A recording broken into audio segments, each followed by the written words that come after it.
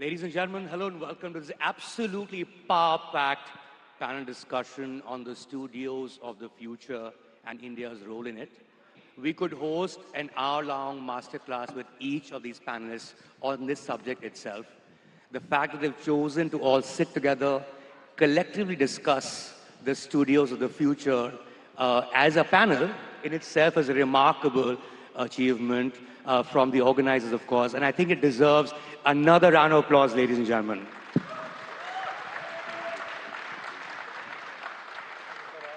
To give you a brief on what we're discussing, which is Indian cinema and film studios, it has an incredible history, isn't it? Most industries actually start from disorganized scratches and then move to more consolidated, organized setups. Indian cinema is the exact opposite in the sense that it actually started with deeply well-integrated studios that had control over distribution, exhibition, production. These were studios that had everyone from spot boy to the superstar of the times in their payroll. These were studios that made multiple films in a year. They had annual slates. And of course, I'm talking about the likes of Bombay Talkies, Imperial Studios, 40s, 50s, and all that. Yeah, and then of course, there was a decline in the 40s, World War II onwards. So what really replaced that studio system was a more freelancer system, a star system where producers could spend their life's earnings trying to make one film, right? And of course, a lot of that has changed over time as well. And with America, and I'm going to start this conversation with Chuck Roven. In America, of course, it's still 5 or 6 top studios that control the production line. You've been a producer, one of America's greatest producers over the last 40 years, Chuck. How do you think the American studio system has changed in all these years that you've been a filmmaker? Well, when I was fortunate enough to start making films, it was the early 80s. Well, I guess it was the early 80s when I actually got my first film made. I pretended to be a producer in the 70s. And back then, most of the studios were in a lot of trouble because they had been making movies with larger budgets, and many of them didn't work. Like the Cleopatra movie with Elizabeth Taylor and Richard Burton was a huge bomb for 20th Century Fox and almost went out of business. And Columbia Pictures also was having a lot of problems, and so they decided to make films with young filmmakers like, Bob Rafelson and Peter Fonda, and they made movies like that, which actually turned out to be big hits. So one of the great things about the content creation business is that you have to be able to change your course, right? And do things that when something's not working, you try something else. And the business itself, right, has gone through changes because when television came out, they talked about that was going to be the death of the theatrical experience. And then when DVDs came out, and before that, videotapes, right, that was going to be the death of the theatrical movie business. And of course, there are those who think that streaming is going to be the death of the theatrical movie business. But as these last few weeks have shown, movie business can be very healthy if we make movies that people want to go see, right, as a group experience. Right. And I think what's really great as the world evolves with all kinds of creations, that we as filmmakers and producers and content creators have to also change with the times and do things that are going to enhance people's desire to not only stay at home and at the comfort of their own couch, but also realize that the group experience in a movie theater you can't duplicate. Right. So, Chuck, one of the reasons why I asked you this question also, and it's very relevant to India and India's entertainment scene and the topic at hand, is, when you look at your box office receipts over the years, it'll probably be above $10 billion, right? What percentage of that came from American viewers and what percentage came from outside America? And has the ratio, what's been the ratio like over the years where America became actually global cinema? Well, you know,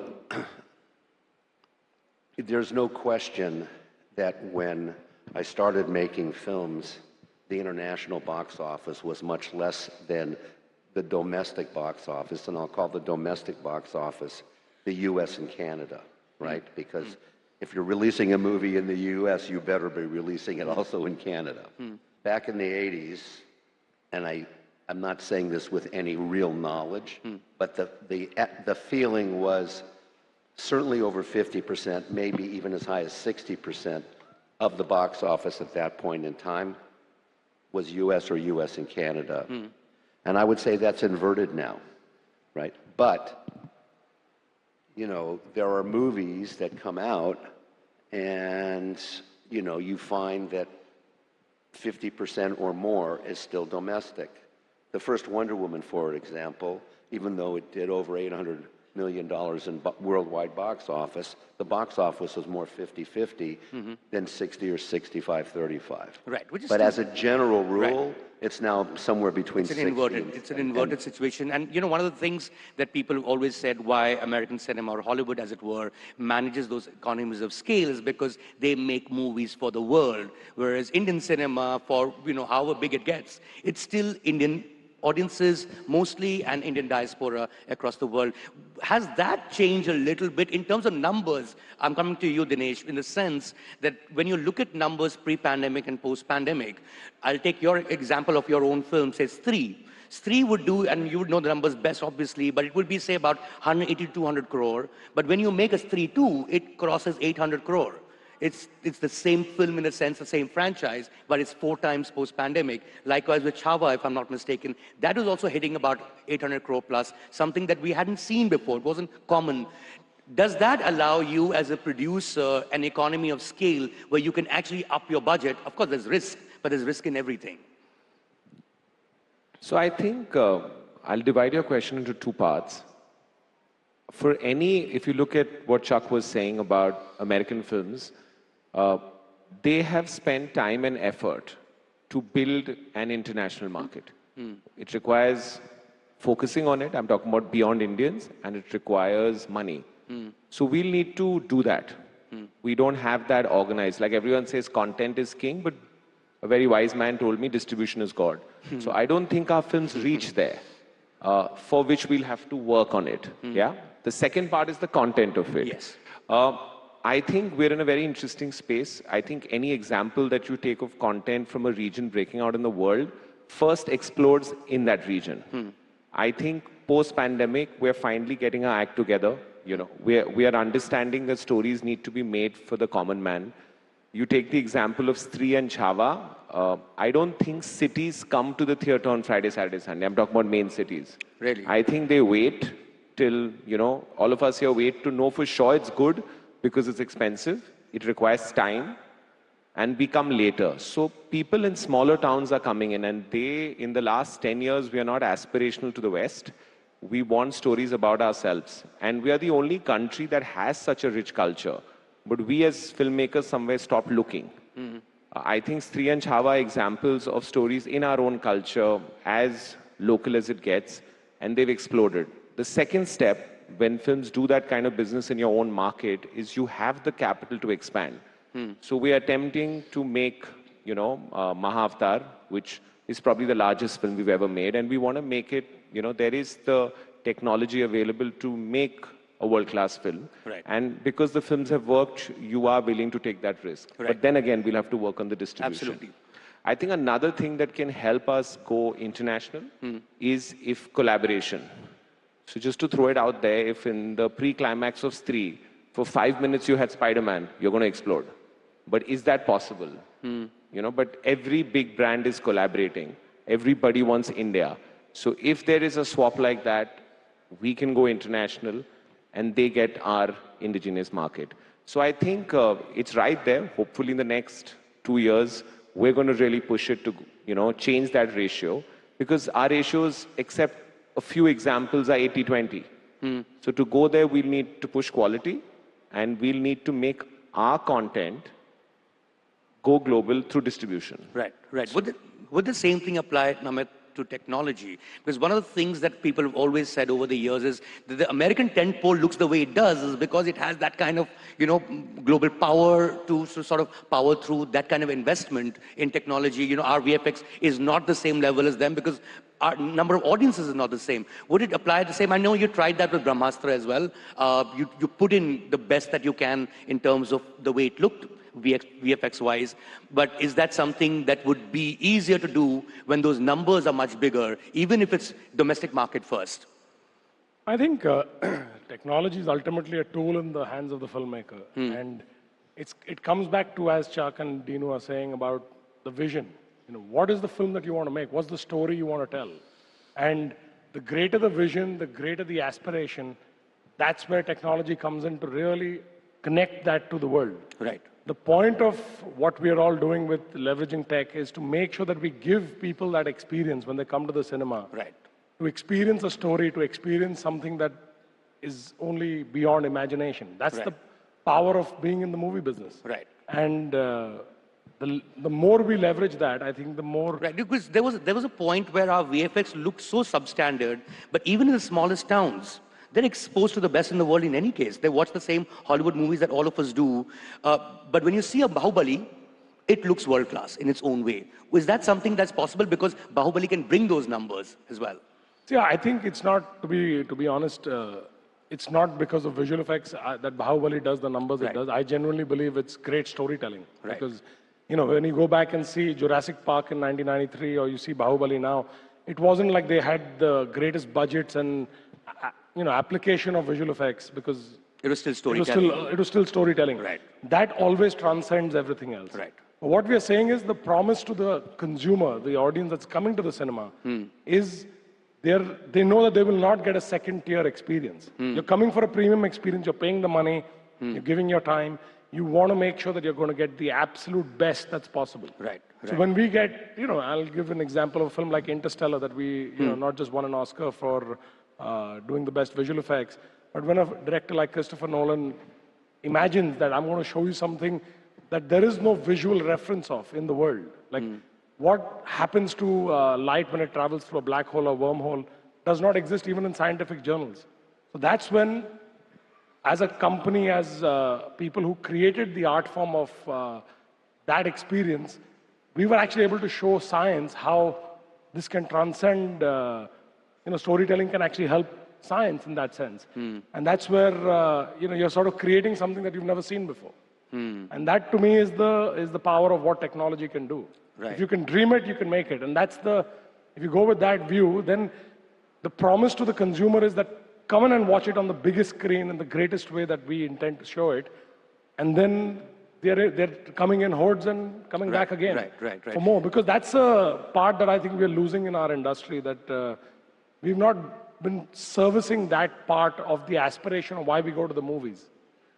And that sort of is where technology can, be really helpful in bringing those stories to life. Not technology for technology's sake is what you're saying. No, because ultimately nobody wants a tech demonstration. Right. Nobody's interested in coming to a 100-foot screen to see how cool tech is. Right. I don't think that's what consumers care about. Right. We'll come back to the studios now. Sorry, I just want to make one more Yes, point. please.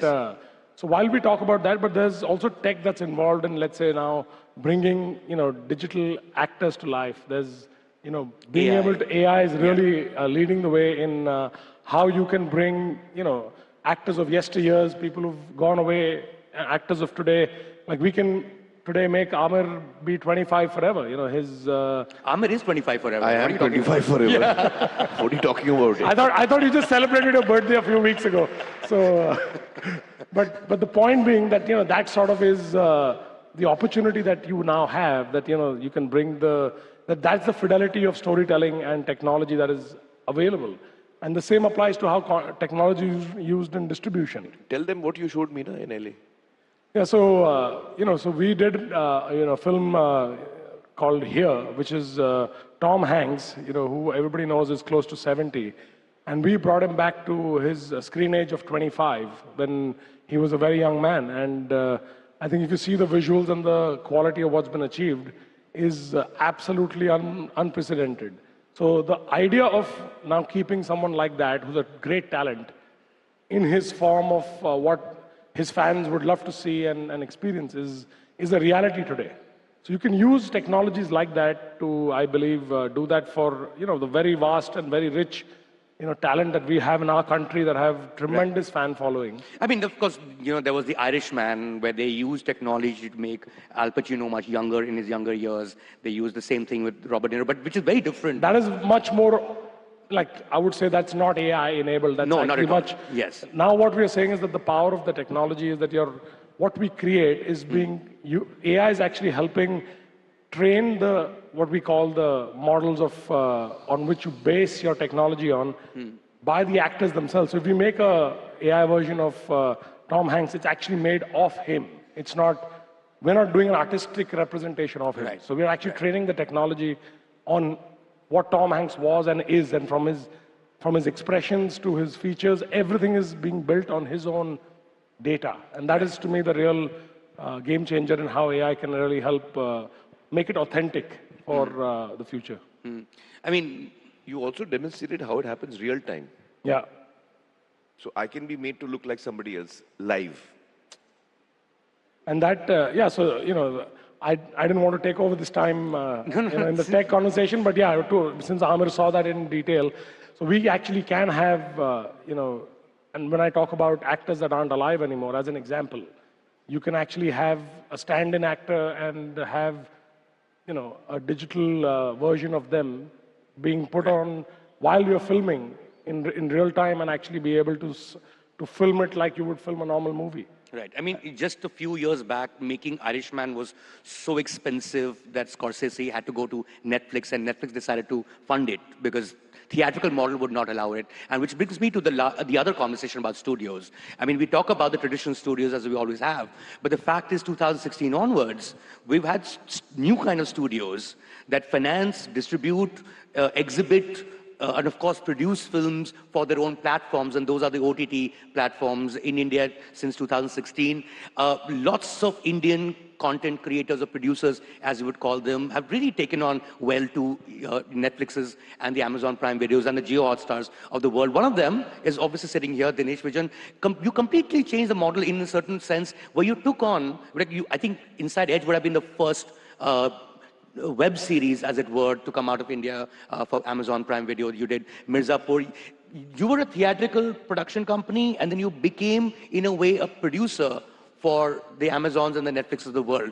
Was that a game changer for you as a filmmaker, Ritesh? Hi, good morning, everybody.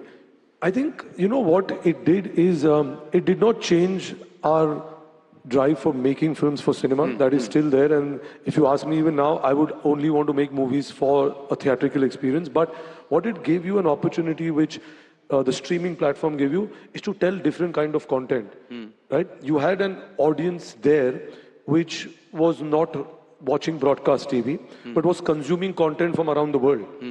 So you go out there and you could tell stories. I mean, that gave a birth to a lot of new talent behind the cameras, right? Writers' rooms started being set up. You had an opportunity for technical crew to coming on board, which you would ideally not hire them for films, for any, there were various. So there's so much of opportunity created for it. But the main thing, which is whether you tell a story in a theater, the soul, which is the writing, the film, the story, right?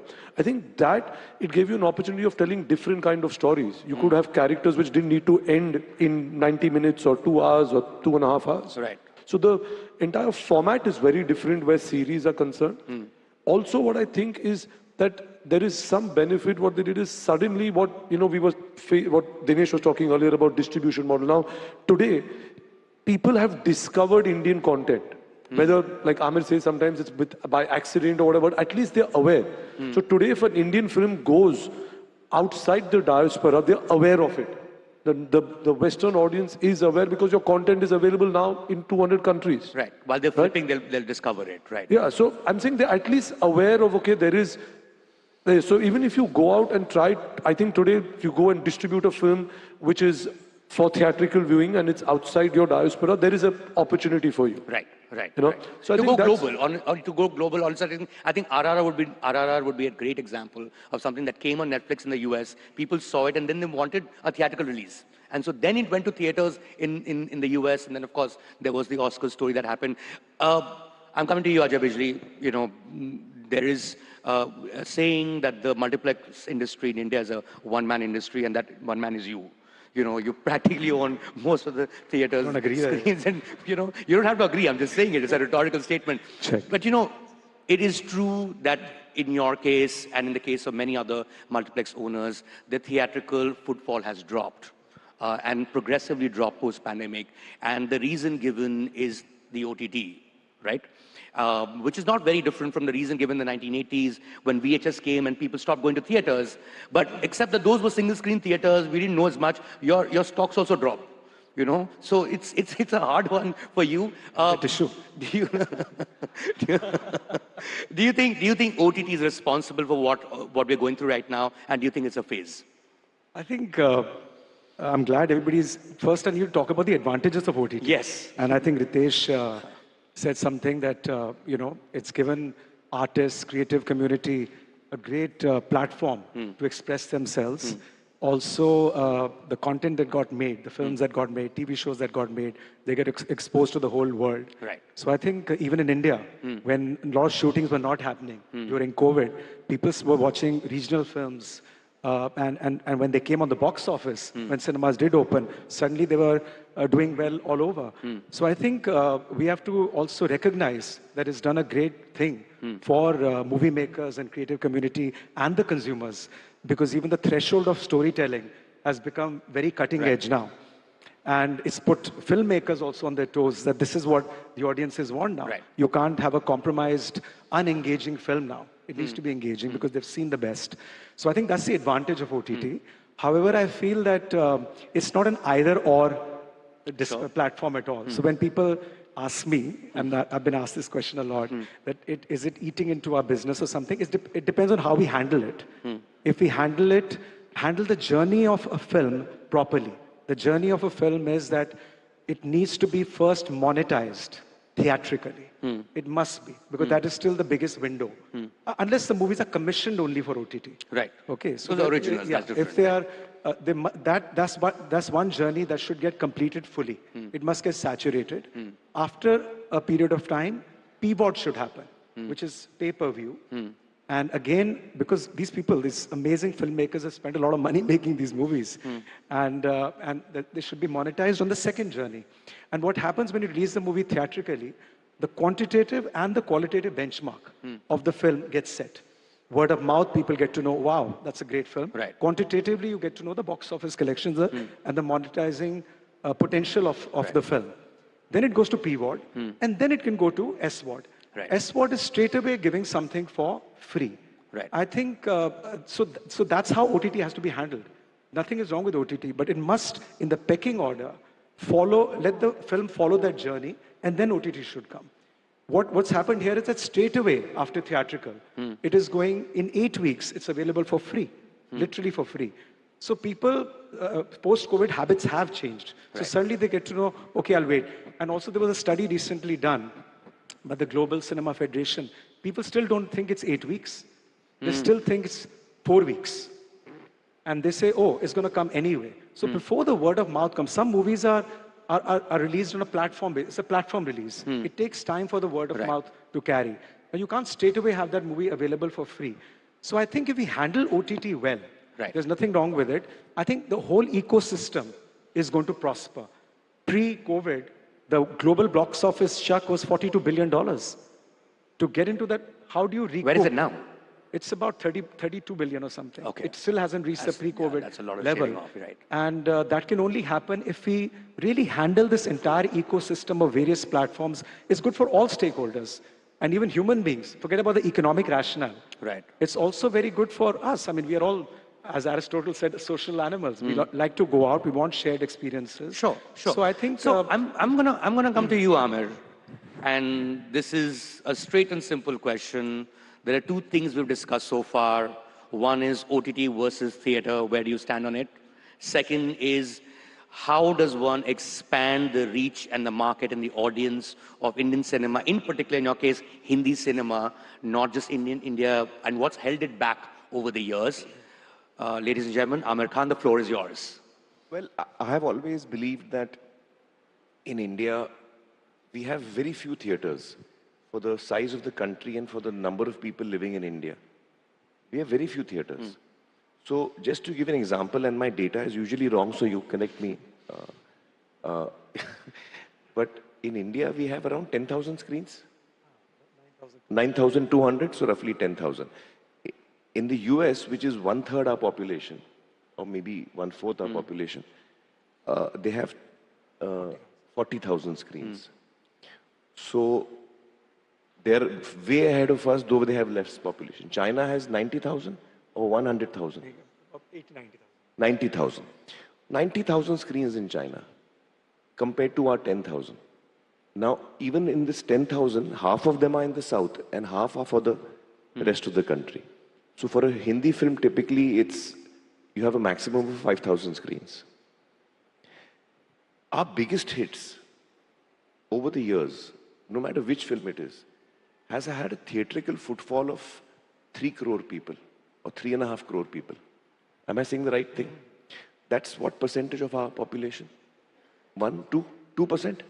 So 2% of our population in a country which is recognized as a film-loving country, only 2% of the population watches our biggest hit in theaters. So where is the remaining 98% watching the film? So my belief has always been that we need to have a lot more theaters in India and theaters of different kinds. And there are so many districts, there are tracts of areas in India, vast areas, which don't have a single theater for people to watch films. So I'm in my office. Huh? I better go to office now. You get to work. No, you can open those theaters. I mean, who's stopping you? You know, that's what he's saying. So I feel that one of the biggest issues that we have faced over the decades is just don't have enough screens. And according to me, that is what we should be investing in. According to me, India has a huge potential, massive potential. But that potential will only be realized when you have those point of sales across the country. If you don't, then I just can't watch the film.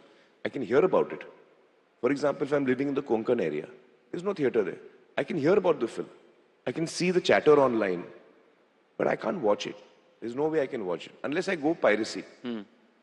So in a legal manner, it is not possible for me to watch the film. That's a very unfortunate situation. So the first thing we need to do is we must have more screens. We have a lot more potential for screens in India. Right. And the second question I asked you, where do you stand in the OTT versus theater debate? Well, I just feel that, you see, earlier films would come in theaters and then it would, I remember many years back, it would be a year later, it would be on satellite. Then it became 8 months later on satellite. Then it became 6 months later on satellite. So what happens is I have a choice as an audience that, okay, I can watch the film in the theater as it releases, or I can wait 6 months and watch it on satellite.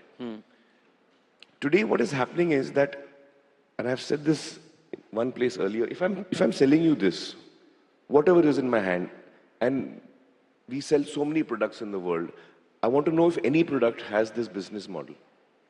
Here is something I'm selling you, please buy it from me, I tell you. Buy it from me for 10 rupees, 100 rupees, whatever the cost may be. And if you don't, I'll come and drop it at your house after 8 weeks. This is the business model we are currently following. Correct me if I'm wrong. Because when a film is releasing, I know I can go to the theater and pay for it, or I can wait for it to come on OTT and I can watch it. I've already paid for it.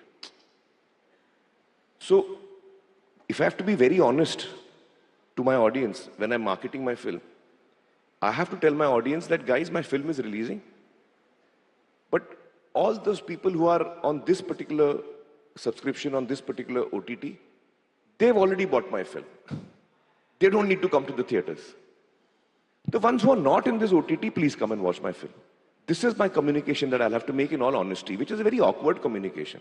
So according to me, that window is too small. That between theatrical and OTT, you're killing your own business. If I tell you buy a Maruti car, and if you don't, I'll drop it at your house after 4 weeks. Why will you buy it? You will say, yes, drop it at my house after 8 weeks. I'll wait. And in a price-sensitive country like India, this matters a big deal. So I seriously feel that you have to, this is something that needs to be looked at, in my opinion. Right. So It's just a very funny business model. And then often in discussions that we have, in film, when we meet, we're like, why are films not doing well? Hello? You're telling the audience don't come. That's why they're not doing well. I mean, usually it goes into, but we are not making good enough films. I'm saying that is a separate topic. Whether your film is good or your film is bad, this business model doesn't make sense to me. If I make a very good film, this business model still doesn't make sense to me. So I'm saying irrespective of quality of film, because that is a separate topic entirely. Right.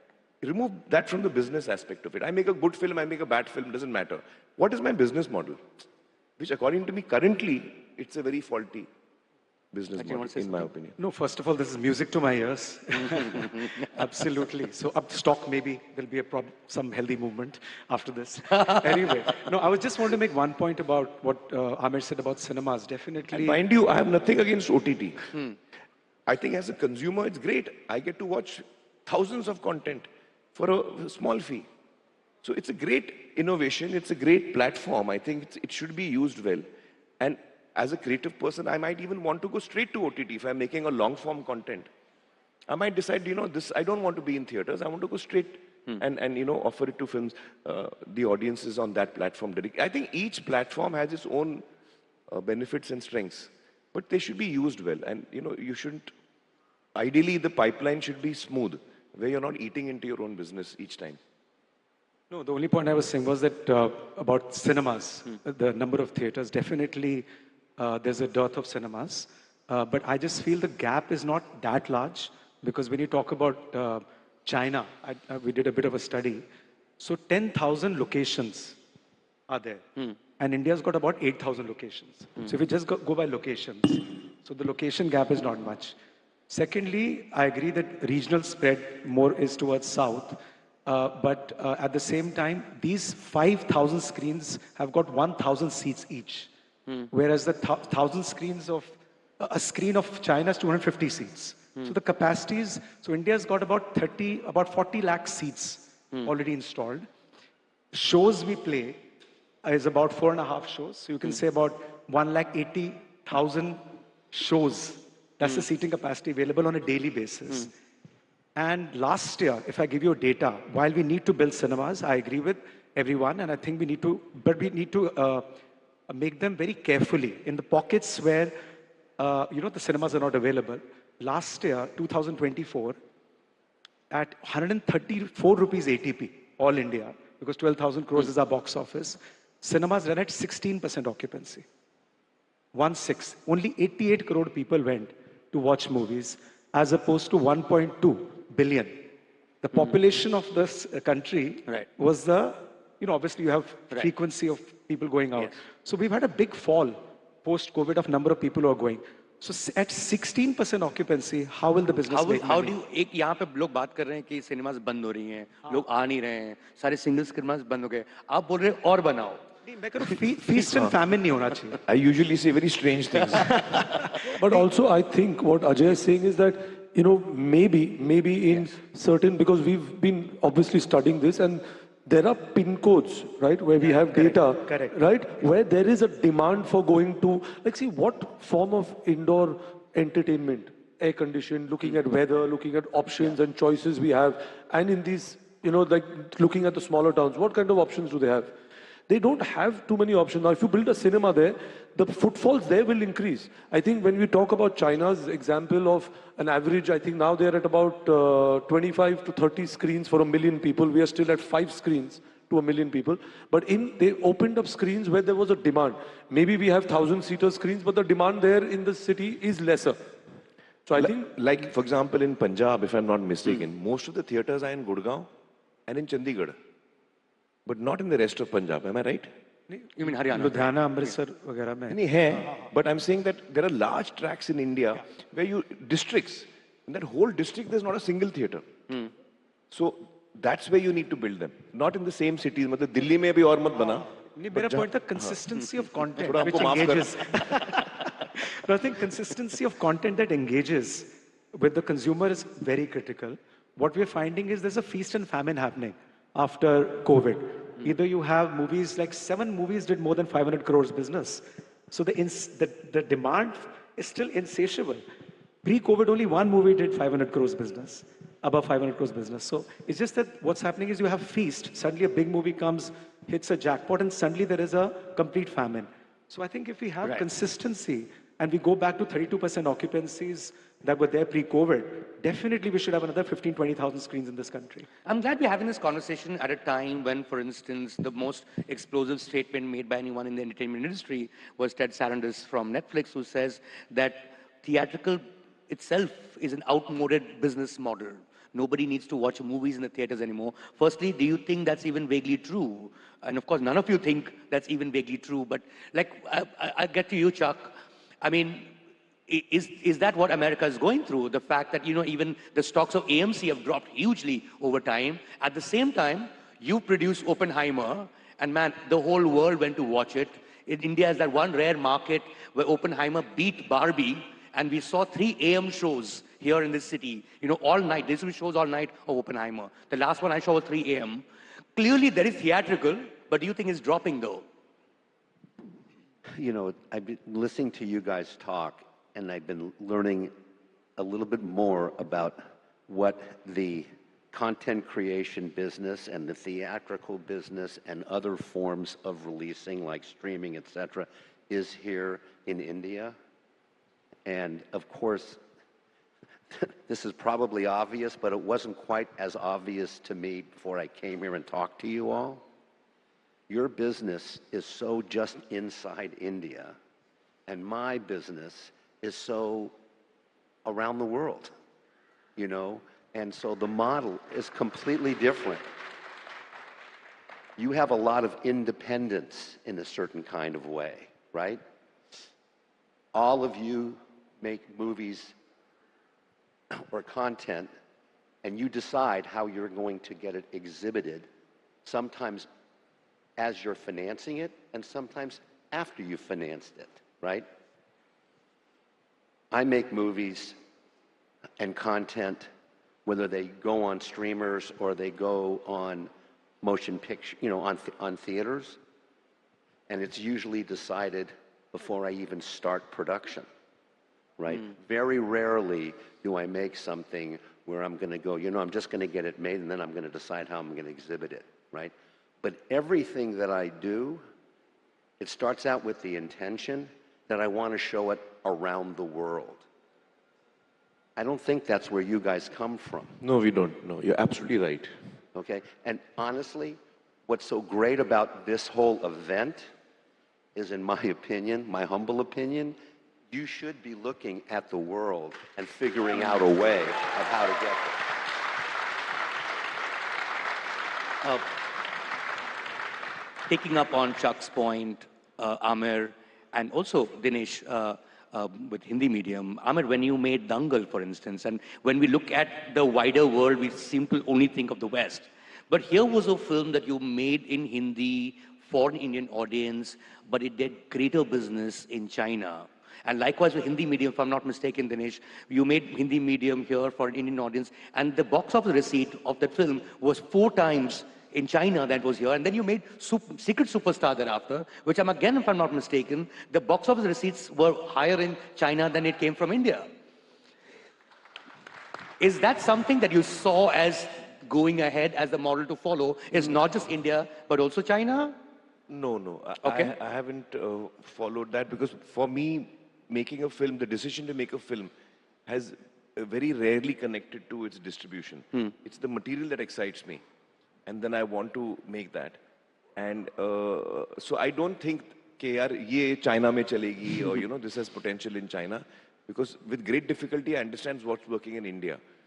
So what's working in China, I really don't have an idea. Yeah. But I think Chuck is so right. His observation that we as Indians, we make films for our own audience, and we don't even think of an international audience. Now,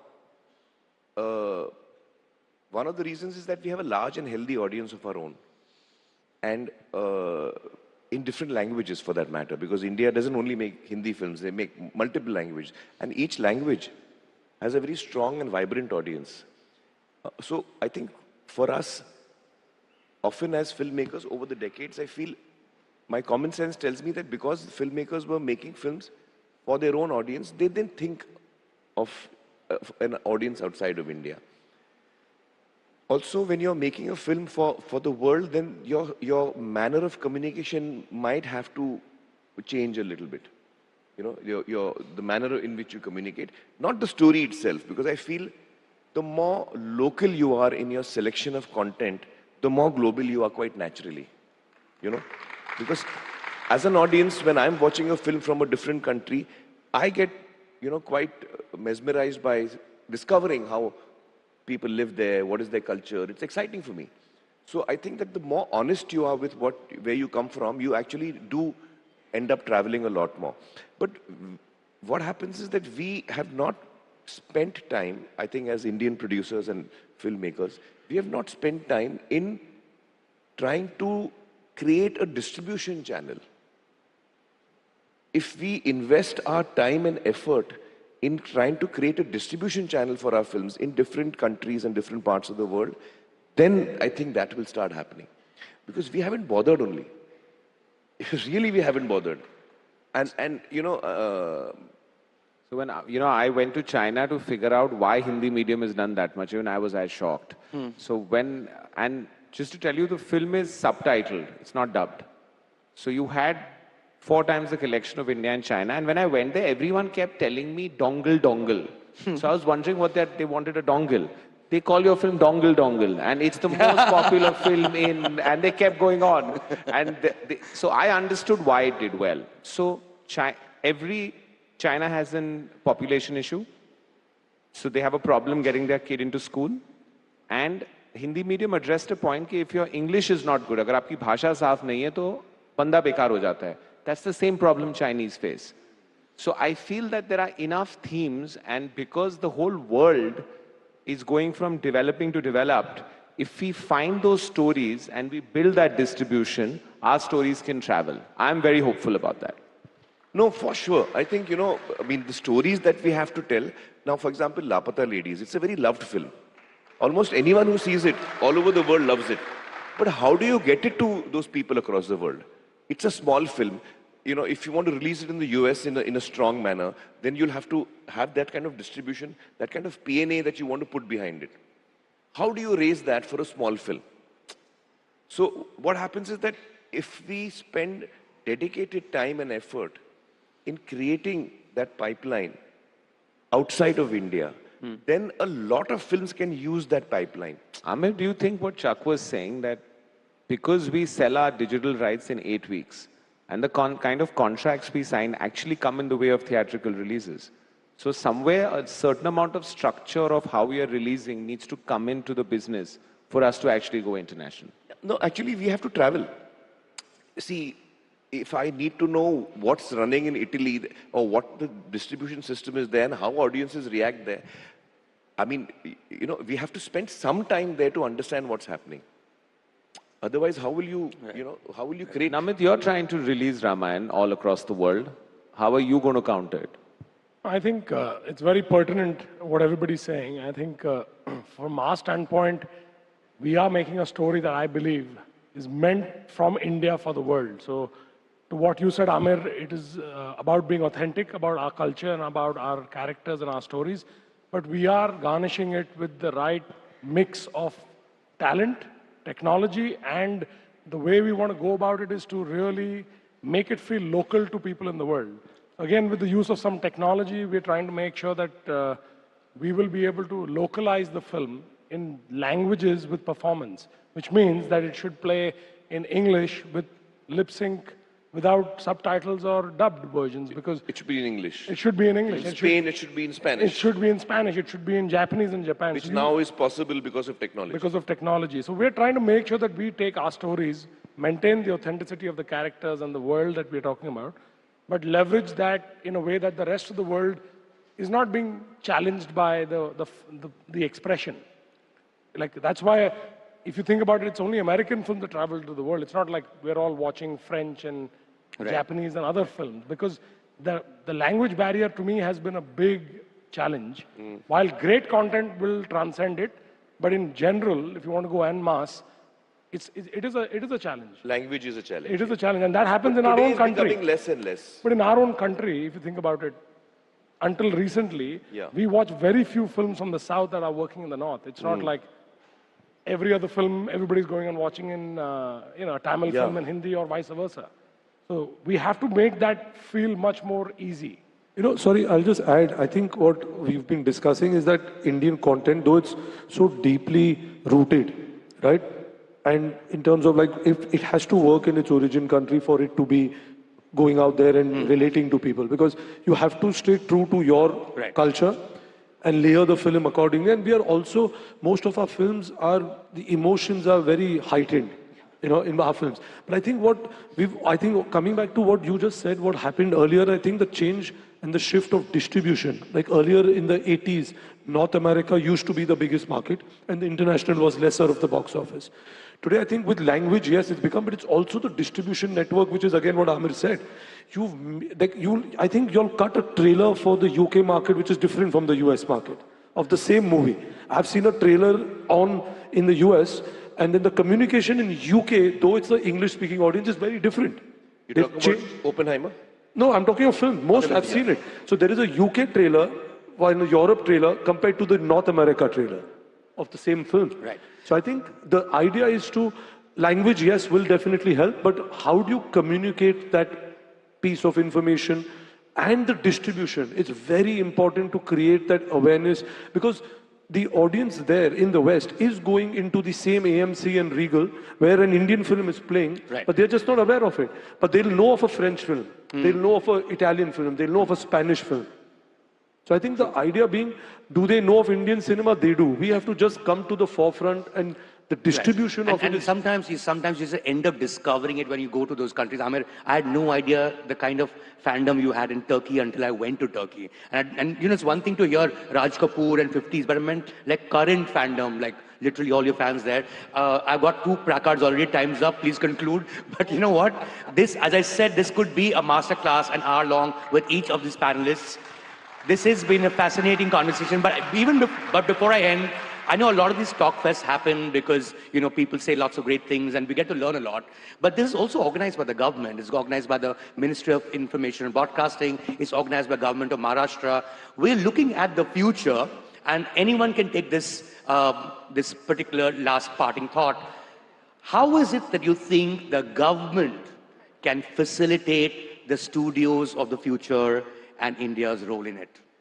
Well, first let me say that in my experience of, sorry, can I take this answer?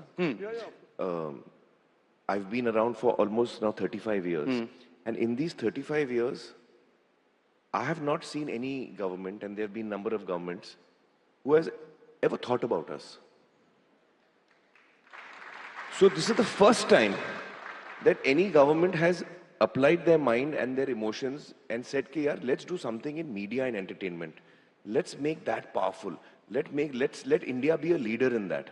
Now, whether we finally become a leader or not is that we will see. But the fact that the present government has thought about it and has actually made the effort to announce it and organize it is, I think it's a huge initiative. And it's a huge opportunity.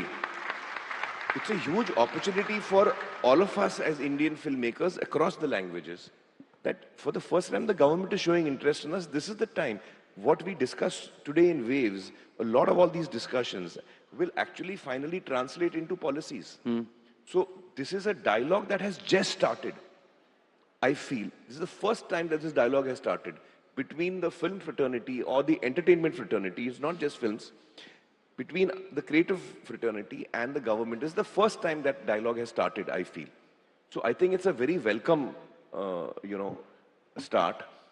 And this can, with the correct kind of dialogue that we have with the government, we can actually come out with certain policies that have a very deep and far ranging impact on the business in the creative fields, in the different creative fields. As you rightly said, nobody knows the future, but this is the present. And if this is the present, I have to say the future of entertainment is extremely safe and extremely sound. Thank you, ladies and gentlemen. It was a fascinating session. Thank you.